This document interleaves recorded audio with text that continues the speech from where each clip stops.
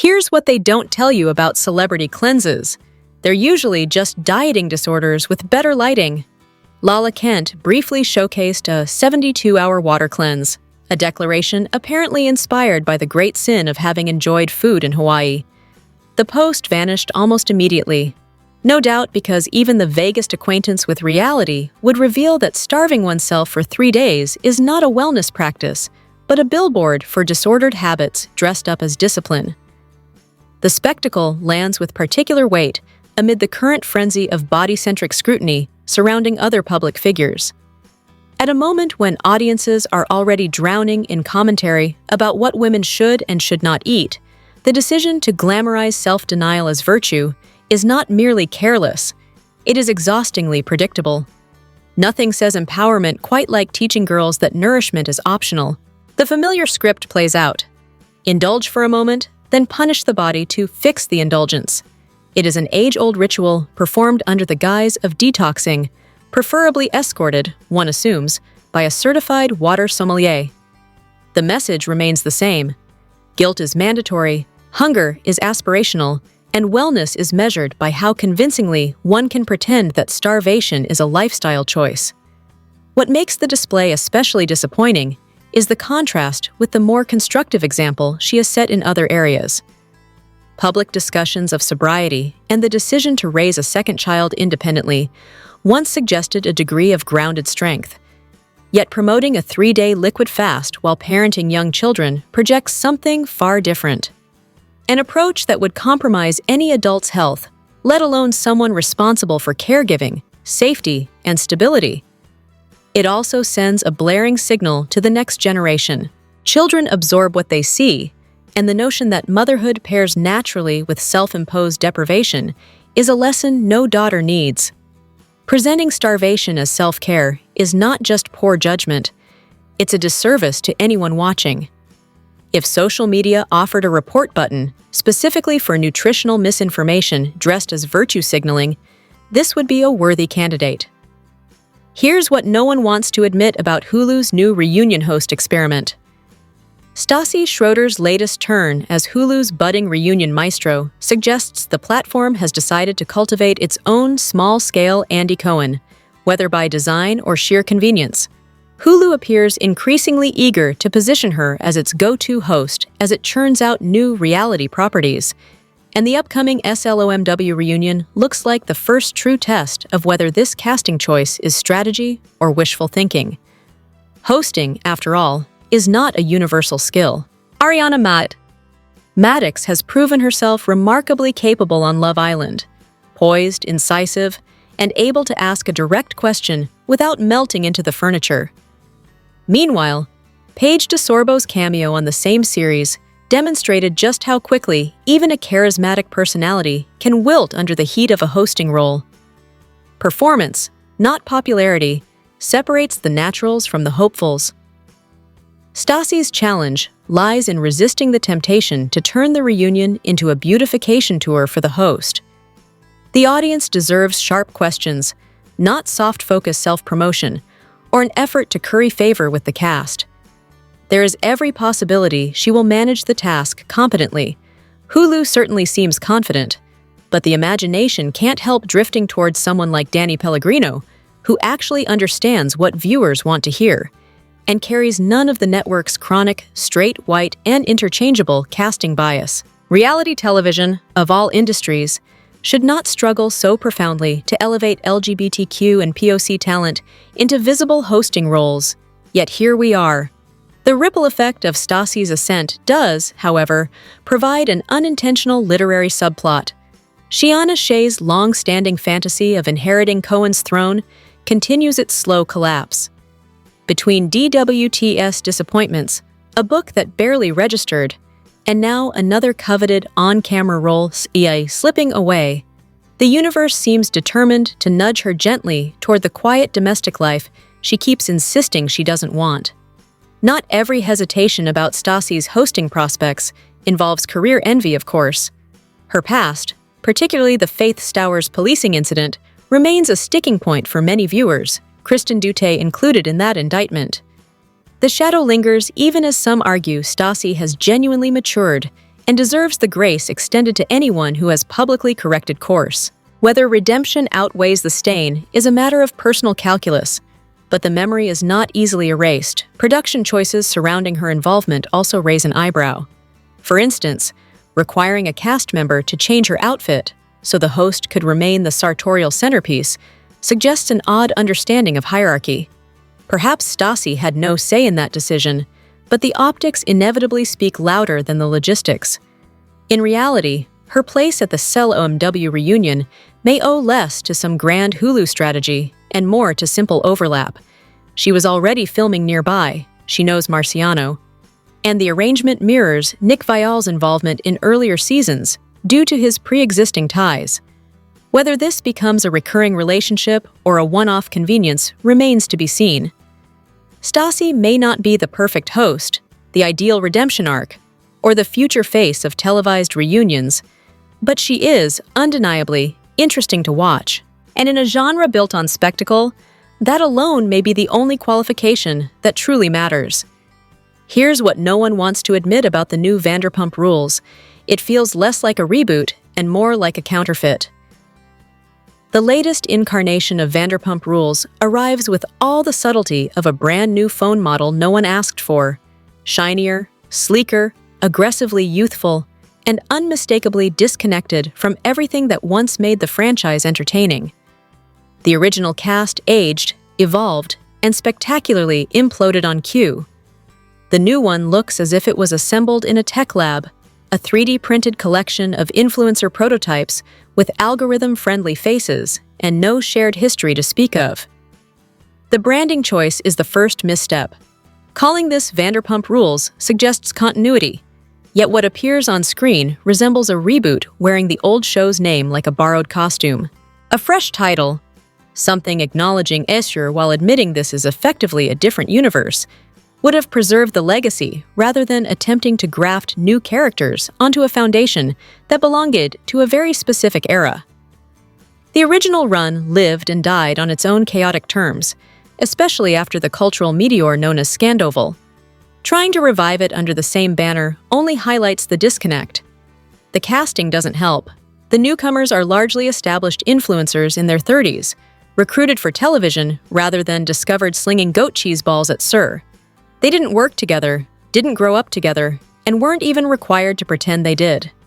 It's difficult to manufacture the peculiar magic of people who were once genuinely friends, enemies, and co-workers in the same cramped restaurant ecosystem. The attempt to keep the franchise alive feels less like evolution and more like a corporate insistence on brand survival. A Vegas spin-off, even one stocked with Sheena-adjacent replicas, would have made more sense than this uncanny valley continuation. Age isn't the actual obstacle. Plenty of viewers can embrace a younger cast when the storytelling has substance. Next Gen NYC proved that generational gaps aren't fatal. What is fatal is shallow chaos with no emotional roots. Midlife tantrums are grating, but so is the prospect of endlessly watching a younger ensemble shriek, drink, and posture without any deeper threads tying them together. If the show hopes to win over old loyalists or new audiences, it will need more than parties and petty spats. Otherwise, the only thing this next generation will inherit is the title, stripped of meaning and weighed down by a legacy it can't convincingly emulate. Everyone thinks Jax is the villain, but what if the real danger is the man pretending to be harmless? Schwartz has long benefited from reality television's favorite optical illusion, the adorable nice guy who smiles just widely enough to distract from the shadows forming behind his eyes. His defenders insist he isn't as bad as Jax, as though comparing degrees of misogyny were an Olympic sport.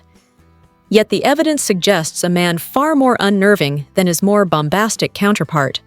Jax is many things, subtle not among them. His behavior, lying, cheating, belittling women, and performing physical aggression directly into the camera lens, requires no forensic analysis. One can spot the danger from across the room. There's almost a twisted integrity in how consistently awful he is. No one is accidentally duped by Jax. Schwartz, however, operates on a different wavelength. The quiet narcissist who hides behind a soft voice and a hunched, self-effacing posture. The mask slips often, typically mid-argument, when the warmth drains from his face and something altogether colder emerges. That's when the barbs arrive, cruel and calculated, revealing a man entirely capable of emotional evisceration. And, on multiple occasions, physical aggression. The drink throwing, the shoving, the gleeful lunges across tables to insert himself into conflicts that have nothing to do with him. It's a pattern that is played out on camera more than once, all while he continues to cash in on the poor, overwhelmed sweetheart routine. The danger lies not in extremity, but in camouflage. Schwartz's behavior is easier to excuse, easier to rationalize, and therefore easier to fall victim to. He earns social protection simply by appearing less threatening, an advantage Jax could never dream of. With one, the punch is visible before it lands. With the other, the impact is felt long before anyone registers what happened. Of course, the franchise hardly suffers from a shortage of terrible men.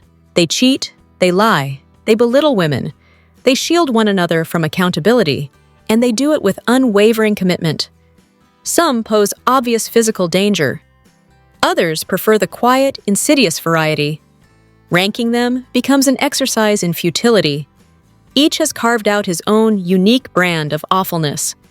Still, for viewers who have encountered Schwartz's particular archetype in real life, the reaction is immediate and visceral. The sweetness reads as strategy, the confusion reads as manipulation, and the sudden flashes of cold hostility confirm exactly what the facade was designed to obscure. The longer the series runs, the more obvious it becomes that the Toms were never moral counterweights to Jax, but simply the subtler branches of the same rotten tree. If anything sets Schwartz apart, it isn't that he's worse. It's that he's sneakier. And in the landscape of reality TV villains, subtlety is often the scarier threat. Here's the uncomfortable truth about The Valley. The drama didn't mature, only the cast had children.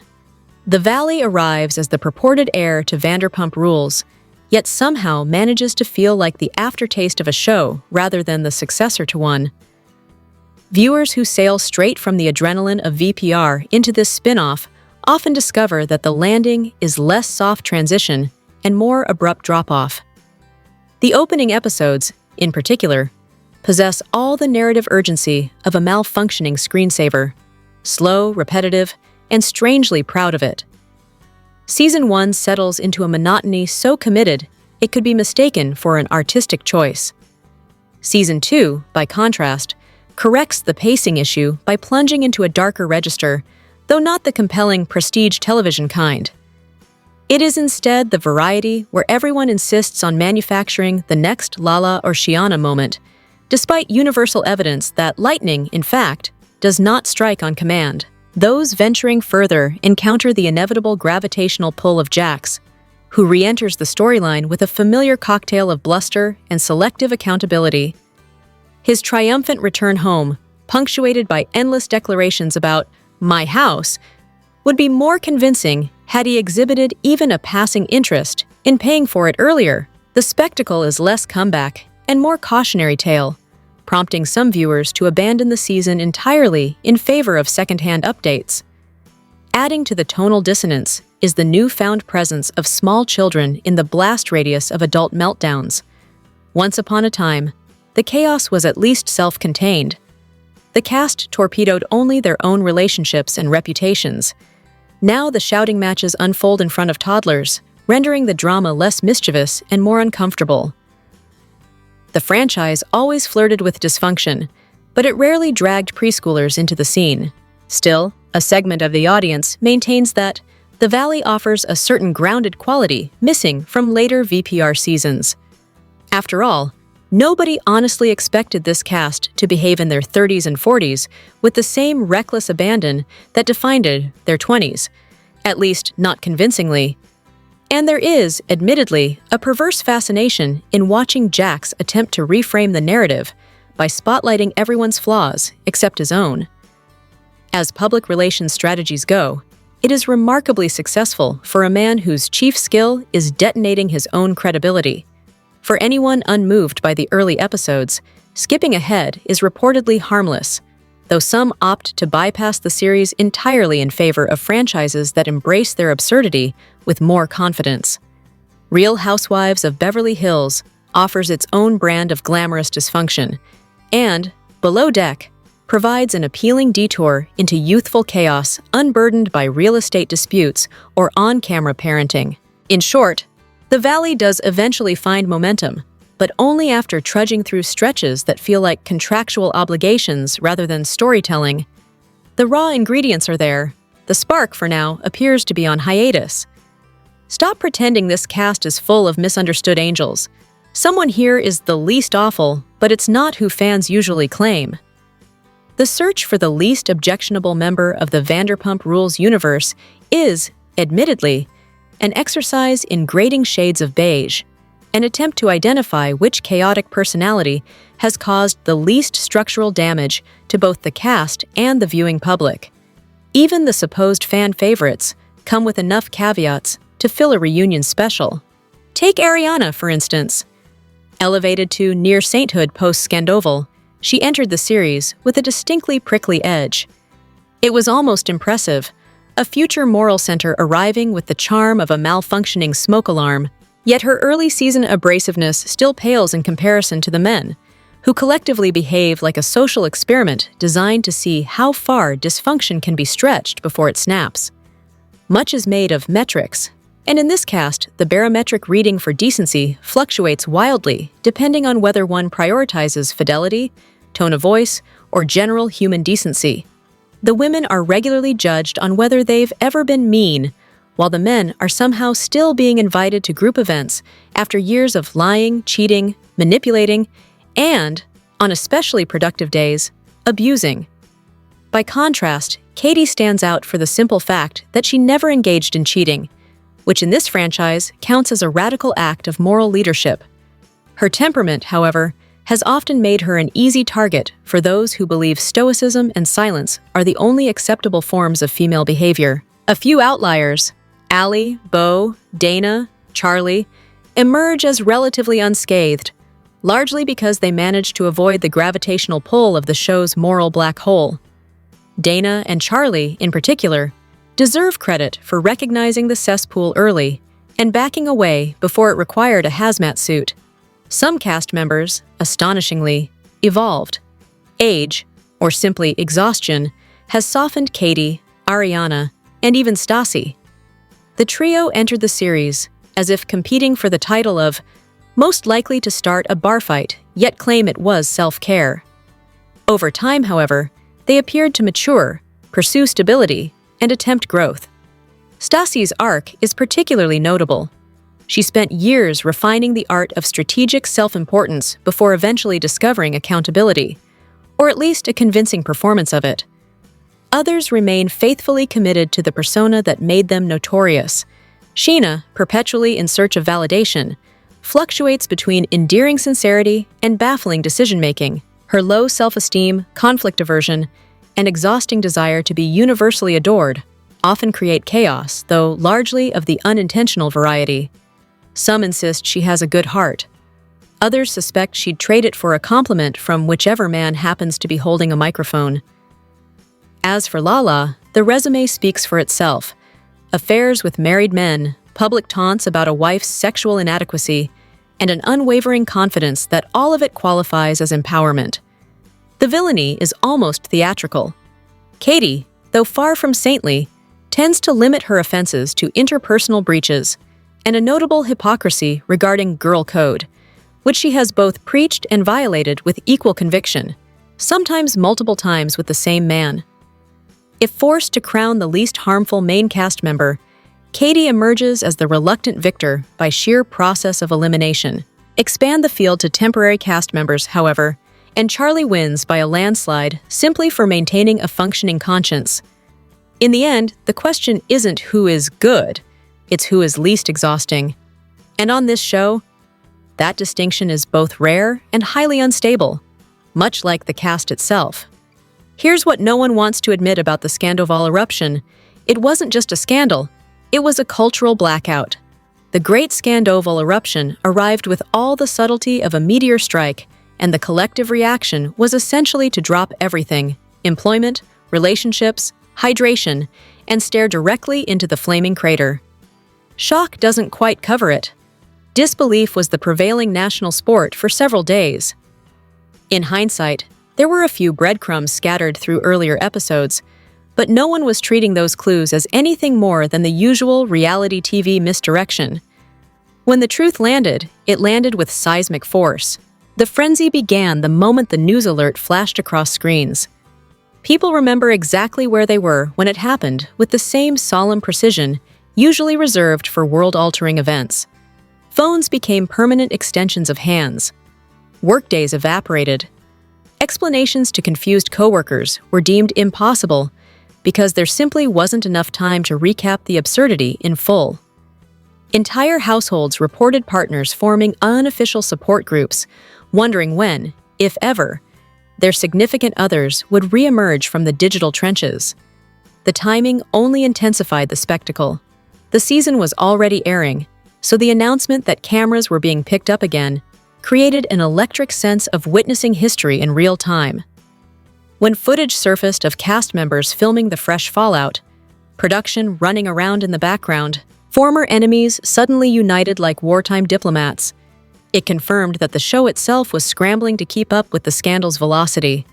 Longtime viewers, already versed in the show's circus, found this particular big top especially unhinged. Early breadcrumbs, vague murmurs about infidelity during concert tours, had been waved away because the central couple seemed impenetrably solid. That made the revelation of a full-fledged, months-long affair feel not just shocking, but almost theatrically cruel. Once the bomb dropped, every social media platform, every recap, every podcast episode became required coursework. Weekends vanished into a haze of refresh buttons and half-baked theories. Episodes that aired afterward were treated less like entertainment and more like forensic evidence. The communal hysteria was, undeniably, exhilarating. Updates came in relentless waves. Past scenes were dissected with the care of archaeologists dusting off ancient ruins. Stray remarks were recast as dire portents. It was an unrepeatable moment, an entire fandom operating at maximum emotional bandwidth, united by outrage, adrenaline, and the inexplicable thrill of living through a scandal so over the top it briefly felt historic. And yes, by all accounts, it was the most fun many of them ever had online. The kind of adrenaline high that leaves people wistfully longing to feel that alive again. Here's what they never admit about workplace drama. Sometimes the entire kitchen is rooting for one person to get fired. Kristen's first firing unfolds like a workplace anthropology exhibit. The moment she's dismissed, the kitchen erupts in high fives so enthusiastic they could qualify as a team-building exercise. The display leaves little doubt about her standing among the staff. Beloved, apparently, only by James and Shiana, who must have built up a heroic tolerance for chaos. The dynamic is instantly recognizable to anyone who has ever worked in the food service trenches. Every restaurant has its resident Kristen, the server who leaves a trail of melodrama behind her like perfume, yet somehow maintains a fan base of the customers who find the spectacle entertaining. Meanwhile, the back of house collectively counts down the minutes until management finally intervenes. In one kitchen, the chef even celebrated the occasion with a ceremonial corned beef hash, which says everything about the atmosphere before, and the relief afterward. The episode itself remains unforgettable, even after a decade. The BOH crew shines with the sort of unfiltered authenticity reality television rarely manages to manufacture, and the iconic patio confrontation, the one involving a cigarette, Shiana and Diana, turns out to be located on a comically tiny sliver of space that somehow hosted an entire camera crew. Visitors strolling out there expecting an ID check might instead discover uniformed staff, Guillermo himself, and the realization that television history was filmed in an area roughly the size of a bus stop. The lingering question is what exactly Kristen did to inspire that level of jubilation from the chefs. She gives the distinct impression of a colleague who would be reckless, exasperating, and at least initially, oddly entertaining. Someone who might slip you a contraband glass of wine while simultaneously unraveling workplace morale. What's less amusing is the reminder that some viewers once felt emboldened enough to harass her in person, only to erase their comments when challenged. The behavior was inappropriate at the time.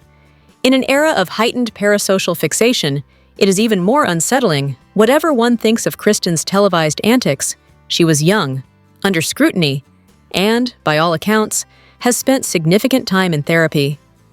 The least anyone can do is extend her the courtesy of basic humanity, something, ironically, the kitchen staff during that firing celebration managed far more gracefully than certain fans.